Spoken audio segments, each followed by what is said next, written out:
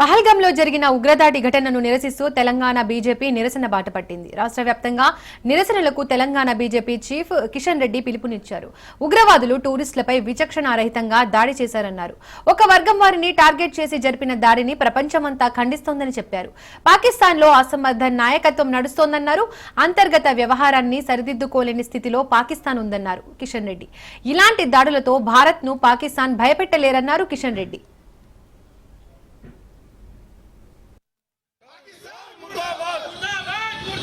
पाकिस्तान मुर्दाबाद मुर्दाबाद मुर्दाबाद पाकिस्तान मुर्दाबाद मुर्दाबाद मुर्दाबाद पाकिस्तान मुर्दाबाद पहलगाम उग्रदाడిని ఖండించాలి ఖండించాలి పహల్గామ్ ఉగ్రదాడిని ఖండించాలి ఖండించాలి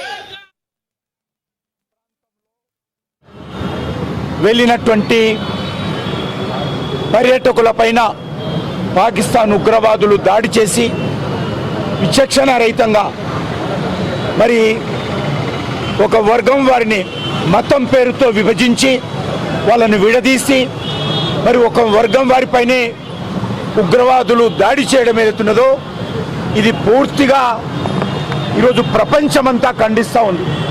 సభ్య సమాజం అంతా కూడా ఈరోజు ఖండిస్తూ ఉన్నది.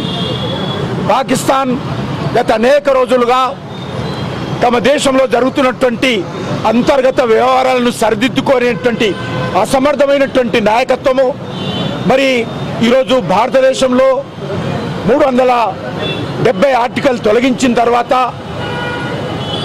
జమ్మూ కాశ్మీర్లో ఎన్నో రకాల అభివృద్ధి జరుగుతూ ఉంది.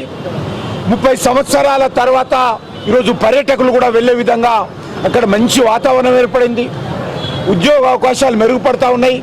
అన్ని రకాలుగా జనజీవనం సంతోషంగా ఉన్నటువంటి ఈ నేపథ్యంలో మళ్ళీ ఈరోజు పాకిస్తాన్ జమ్మూ కాశ్మీర్లో నిప్పులు పోసే విధంగా అమాయకులైనటువంటి పర్యాటకులను ఈరోజు విచక్షణారహితంగా కాల్చంపడం ఏదైతున్నదో ఈరోజు మేము పూర్తిగా ఖండిస్తూ ఉన్నాము. ఈ రకమైనటువంటి ఉగ్రవాద చర్యల ద్వారా పాకిస్తాన్ భారతదేశాన్ని భయపెట్టాలనుకుంటే పాకిస్తాన్ భారతదేశాన్ని దెబ్బతీయాలనుకుంటే అది వాళ్ళ పొరపాటు. ఇప్పటికే పాకిస్తాన్ గత కొన్ని సంవత్సరాలుగా ప్రపంచ దేశాల ముందు చిప్ప పట్టుకొని భిక్షమెత్తుకునే పరిస్థితి వచ్చినప్పుడు కూడా సిగ్గు లేకుండా ఈరోజు భారతదేశం మీద దాడి చేయడము, భారతదేశ పర్యాటకులను హతమార్చడం ఏదైతున్నదో చాలా సిగ్గుమాలినటువంటి చర్య. దీనిని పూర్తిగా ఖండిస్తూ ఉన్నాము.